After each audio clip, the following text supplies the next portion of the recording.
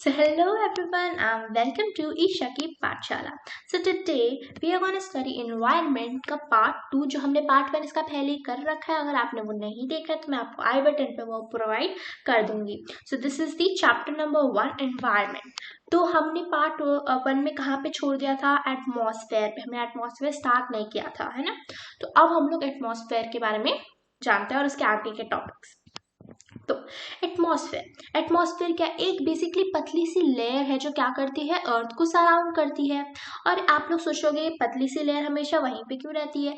वहीं पे इसलिए रहती है बिकॉज आपको पता है ग्रेविटेशनल पुल अर्थ को भी मतलब अर्थ के जितने भी ह्यूमंस हैं सबको भी चिपका के रखता है ना। हम लोग लैंड पे इसी वजह से खड़े हैं। यही जो ग्रेविटेशनल फोर्स है ये क्या करता है, एटमॉस्फेयर को भी अपने आप ऐसे अर्थ के सराउंडिंग में होल्ड करके रखता है। और ये किस चीज से प्रोटेक्ट करता है? ये हमें ज्यादा हीट, सन की ज्यादा हीट पहुंचने से भी मतलब उसको रोकता है। उसके बाद हार्मफुल रेज को भी हमारे आसपास पहुंचने से भी उसको रोकता है। और एटमॉस्फेयर में बेसिकली होता क्या है, gas, dust, water vapour etcetera, है ना। अलग अलग टाइप की गैसेस होती है। और जब भी एटमॉस्फेयर में मतलब जैसे कि the change in the atmosphere produces change in the weather and climate. Atmosphere में अगर मतलब बारिश हो रही है, ज्यादा बादल आ गए तो अलग टाइप का वेदर हो जाता है। स्नो है, अलग टाइप का क्लाइमेट हो जाएगा। तो जो एटमॉस्फेयर में जितने चेंजेस होते हैं वो हर चीज को वैरी करता है, ठीक है। क्लाइमेट और वेदर को भी वैरी करता है एटमॉस्फेयर के जितने चेंजेस होते हैं, ठीक है। तो वो क्या कर देता है, वेदर और क्लाइमेट को भी चेंज कर देता है एटमॉस्फेयर में जितने भी चेंजेस होते हैं।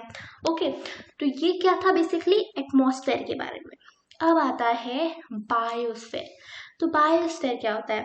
बायोस्फेयर होता है plant and animal kingdom together makes biosphere और द लिविंग वर्ल्ड।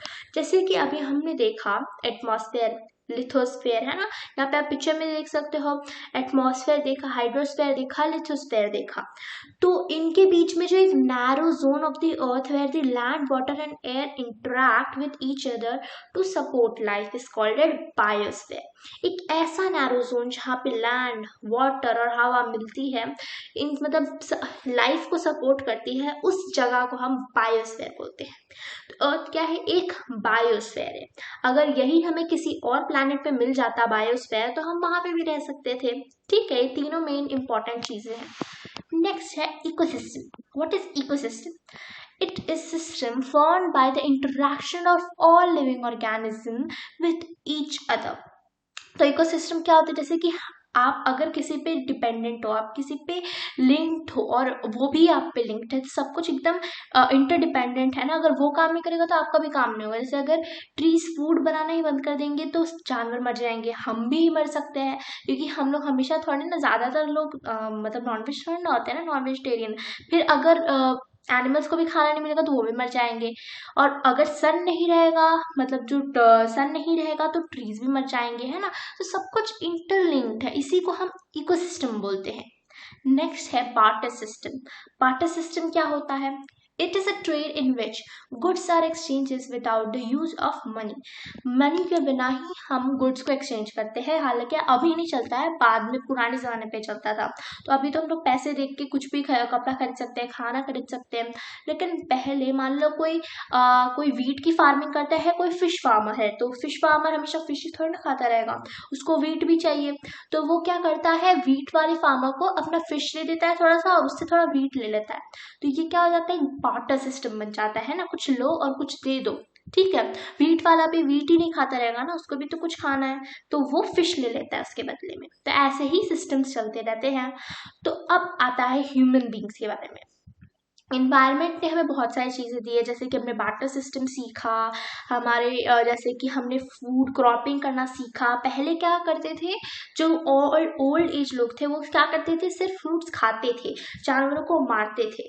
लेकिन बाद में जो थोड़े मॉडर्न ओल्ड अर्लियर पीपल आए, वो लोग क्या करने लगे, सेटल होने लगे। टायर्स का इन्वेंशन उन्होंने, मतलब हमारे पास जितने व्हील्स होते हैं उनका इन्वेंशन किया, फिर टायर बन गया अभी। फिर उन्होंने खाते भी थे और उगाते भी थे, ठीक है। वो लोग क्रॉप्स खाते भी भी थे और उसके बाद उसे उगाते भी थे। लेकिन वैसे ही जो और भी ओल्ड एज वाले थे वो ऐसा नहीं करते थे, वो सिर्फ खाते थे और जानवरों को मारते थे, उन्हें सब नहीं पता था, है ना। फिर हमने आग जलाना भी सीखा। तो ये था पूरा environment chapter. So that's it for this chapter, and don't forget to like this video, subscribe to our channel and press the bell icon. Thanks for watching. Bye.